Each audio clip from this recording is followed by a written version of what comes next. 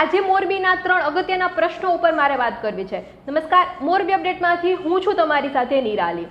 આજે હું તમને મોરબીના સૌથી અગત્યના 3 પ્રશ્નો એટલે સૌથી પહેલો પ્રશ્ન છે અત્યારે જન્મ મરણના દાખલામાં ખૂબ લાંબી લાઈનો છે, બીજો પ્રશ્ન છે પાણીનો અને ત્રીજો પ્રશ્ન છે કે કરવેરો ભરવા જાય છે ત્યાં પણ લોકોને ખૂબ હાલાકી ભોગવવી પડે છે। જો સૌથી પહેલા પ્રશ્નની આપણે વાત કરીએ તો મોરબી નગરપાલિકામાંથી મહાનગરપાલિકા બની ગઈ, પરંતુ જન્મ મરણના દાખલા કઢાવવા માટે લોકોની મુશ્કેલીઓ છે તે હજી પણ ઓછી નથી થઈ। મોરબી મહાનગરપાલિકાના સિટી સેવક સેન્ટરમાં જન્મ મરણના દાખલા કઢાવવા માટે લોકોને વહેલી સવારે 4:30 વાગ્યાથી ટોકન લેવા માટે લાઇનમાં ઊભું રહેવું પડે છે। મોરબી અપડેટની ટીમ આજે વહેલી સવારે સિટી સેવિક સેન્ટર ખાતે પહોંચી હતી, જ્યાં વહેલી સવારથી જ અરજદારો જન્મ મરણના દાખલા કઢાવવા માટે ટોકન લેવા માટે લાઇનમાં લાગી ગયા હતા તેવા દ્રશ્યો ત્યાં જોવા મળ્યા હતા। લોકોને વહેલી સવારે જ પોતાનો કામ ધંધો બંધ કરી ઘરકામ મૂકી અને લાઇનમાં લાગી જવું પડે છે। છેલ્લા 15 દિવસથી આ પ્રકારની લાઈનો છે તે સિટી સેવિક સેન્ટર ખાતે જોવા મળી રહી છે। તેમાં એક ભાઈ સાથે વાત કરતા તેને કહ્યું હતું કે તે ભાઈ છે તે સવારના 4:40થી આવી ગયા હતા। તે આગલા દિવસે પણ આવ્યા હતા, પરંતુ આગલા દિવસે સર્વર ડાઉનના કારણે તેનો વારો ન આવ્યો અને આજે બીજે દિવસે પણ તેને આટલી લાંબી લાઈનમાં ઊભું રહેવું પડ્યું હતું। તેની સાથે સાથે બીજો પ્રશ્ન જો હું તમને કરું તો બોરિયાપાટી વાડી વિસ્તારના લોકોનો છે। બોરિયાપાટી વાડી વિસ્તારમાં આશરે 4000 જેટલા લોકો રહે છે।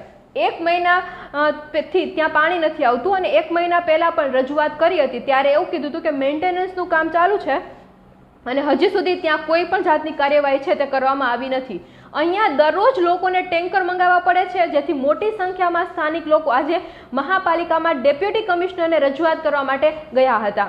રજૂઆત સાંભળી ડેપ્યુટી કમિશનરે જણાવ્યું હતું કે પાણી પુરવઠાના એક અધિકારી આજે સાંજ સુધીમાં સ્થળ વિઝિટ લેશે, શું સમસ્યા છે તે જાણીને તેનું નિરાકરણ લઈ આવવામાં આવશે।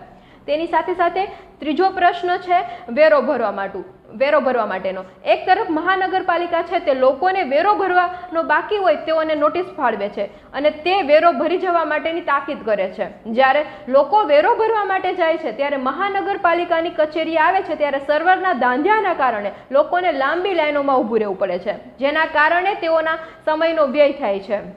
આજે પણ મહાનગરપાલિકાની કચેરીમાં મોટી સંખ્યામાં લોકો વેરો ભરવા માટે આવ્યા હતા, પરંતુ સર્વર બરાબર ન ચાલતું હોય અને હાલાકીનો સામનો કરવો પડ્યો હતો। ત્યારે લોકો કહી રહ્યા છે કે પહેલા મહાનગરપાલિકા સર્વરના દાંધિયા દૂર કરે અને પછી લોકોને વેરો ભરવા માટેની નોટિસ પાઠવે।